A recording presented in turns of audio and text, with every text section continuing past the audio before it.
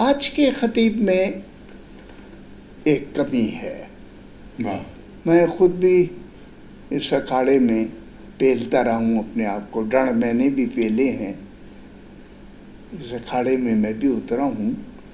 آپ کی خطابت کا سفر. ہاں، میں چپدی کا شوربہ میں کیا ہوں، لیکن اپنے عیب بتائے دیتا ہوں جی، جو اب میں نہیں کروں گا اور نہیں کر رہا ہوں.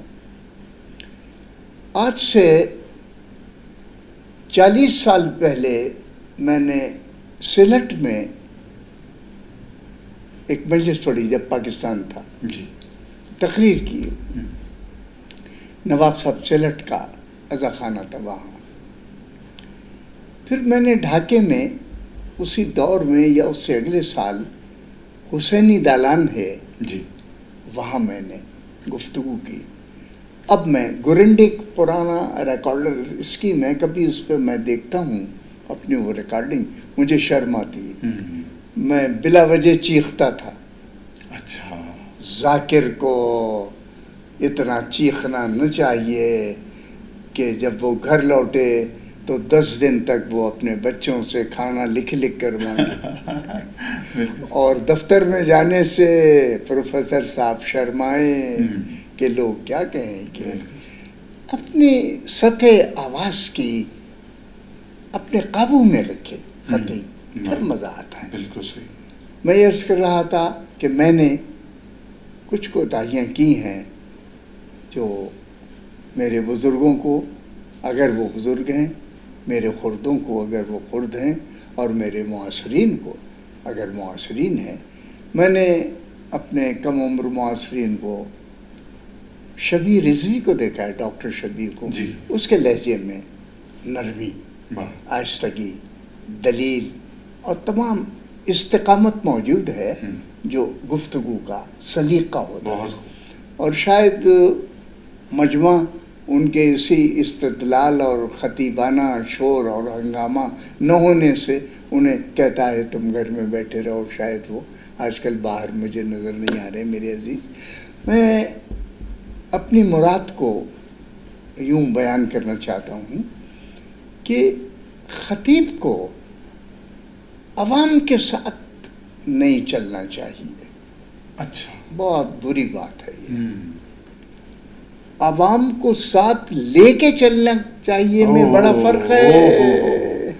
کمال جملہ ہے. یہ بڑا فرق ہے. عوام کو ساتھ لے کے چلنے میں ایک لمحے کے لیے بڑی عجیب. بالکل آپ وہی چونکے ہوں گے. بالکل. عرض یہ ہے بڑی سیدھی سادی بات کہ آپ کب تک لوگوں کا کہنا مانتے رہیں گے تو آپ وہ کب کہیں گے جو آپ کے اندر سے آواز آ رہی ہے، جو خود کہنا چاہتے ہیں. بالکل کبھی نہیں کہیں گے آپ. بالکل.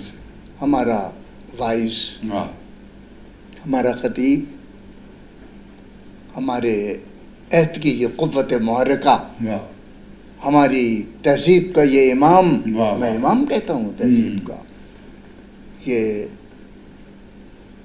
لوگوں کے ہاتھوں بک گیا ہے. بالکل صحیح. وہ کہنے لگا ہے جو لوگ چاہتے ہیں. بالکل صحیح. بالکل صحیح. وہ بتانے لگا ہے جو لوگ چاہتے ہیں، ہر چند کے وہ خلاف واقعہ ہے. اس لیے تاریخ بدل رہی ہے.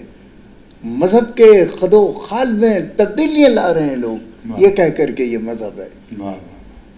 ویسے بھی ایک کلیہ ہے سماجی کہ جب کوئی نظریہ زیادہ مدت پاتا ہے تو وہ اپنی اصل حالت کو برقرار نہیں رکھتا ہے.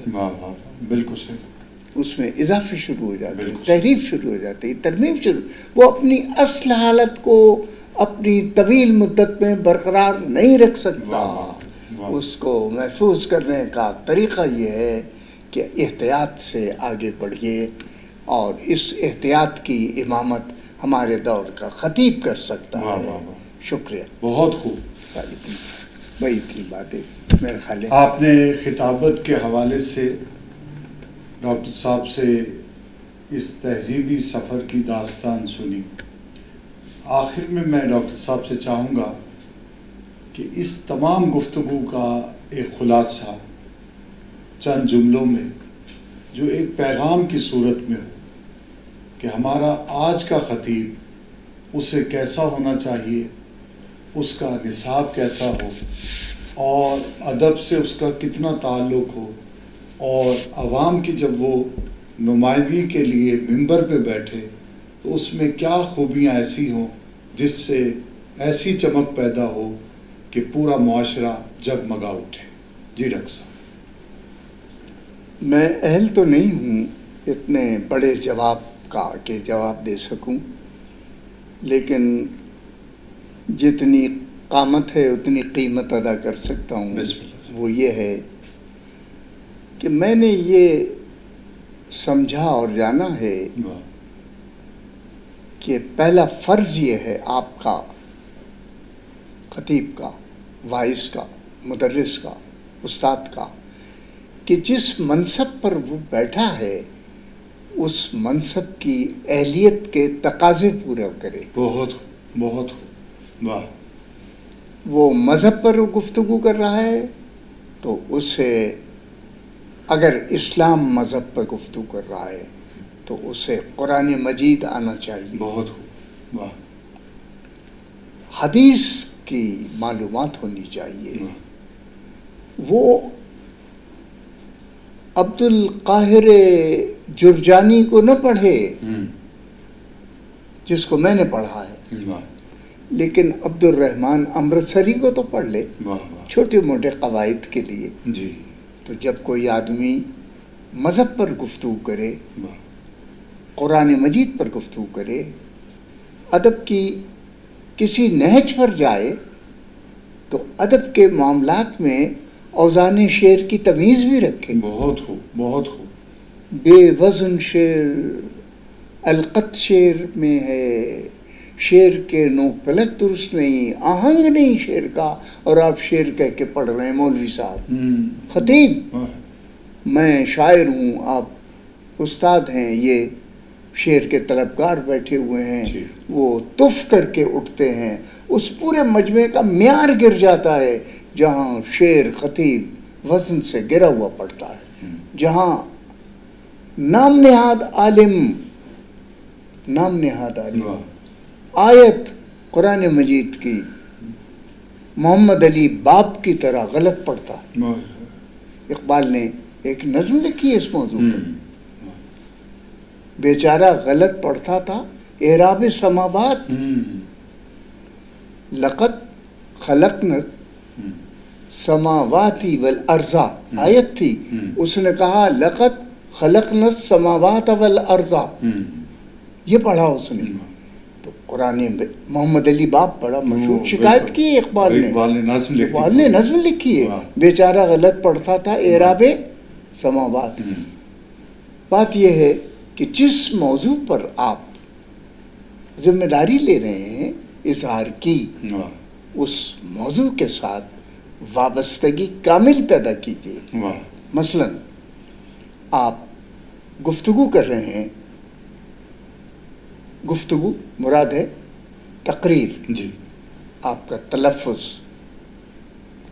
لہجہ، لفظ لغت کے مطابق ہونا۔ بہت خوب، بہت خوب۔ اگر آپ غلط کہے چلے جا رہے ہیں، یہ بات غلط ہے، یہ بات ہے، اور تو اور مجھ جیسا آدمی تو یہ بھی بار بار دیکھ رہا ہے کہ علامہ صاحب بڑی سی پگڑی باندھے، قبا پہنے ہوئے، ہاتھ میں تصویر لیے ہوئے بیٹھے ہیں اور استقلال کہہ رہے ہیں۔ میں مجھ جیسا آدمی، آپ بھی شاید یہ نوٹ نہ کر پائیں کہ میں کیا کہہ رہا ہوں، استقلال کو استقلال کہے، انہیں پتہ ہی نہیں کہ استقلال ہے، کہتے چلے، بالکل صحیح، استعمال کہے چلے جانے۔ میں اس بات کا دائی ہوں، دعوت دیتا ہوں اپنے معاصرین کو کہ لغت ایک اوزار ہے کاریگر کا، خطیب کاریگر ہے، خطیب، اور کارگاہ ہے محفل، کارگاہ ہے جلسہ۔ اوزار آپ لے کر آئے ہیں لفظ کے، اوزار چمکدار ہونے چاہیے، بہت خوب، چمکتے ہوئے، اور دھار کی جہاں ضرورت ہو وہ اپنی دھار بھی دکھاتے ہوں، اور کہیں دو دھاری دکھانا ہو اگر ذوالفقار تو دو دھاری دکھاتے ہیں. سبحان اللہ. یعنی آپ نے لسان العرب نہ پڑھی ہو میں نہیں کہتا، آپ نے محیط نہ پڑھی ہو میں نہیں کہتا، آپ نے منتہا العرب نہ پڑھی ہو میں نہیں کہتا، لیکن چھوٹی موٹی کوئی کتاب ایسی تو پڑھ لی ہو کہ جس میں لغت کی صحت مندی کے بہت سے نسخے لکھے ہیں، وہ خاص طور پر جو آپ استعمال کرتے ہیں، آپ کی بیماری کی دوا جہان لکھی ہوئی ہے. یہ میری. بہت شکریہ ڈاکٹر صاحب. عہد حاضر کے خطیبوں سے ایک بہت بڑی شخصیت مخاطب تھی. میں گزارش کروں گا اس عہد کے تمام خطیبوں سے کہ آج کی اس گفتگو کو محفوظ کریں، اس کے لفظ لفظ پر عمل کریں. اگر وہ خود صاحب علم ہوں گے تو یہ معاشرہ یقیناً روشن ہو جائے گا. آپ کی سماعتوں کا بہت شکریہ. اپنے میزبان شاہد عباس کو اجازت دیجیے. ڈاکٹر صاحب آپ کا بہت شکریہ. خدا حافظ.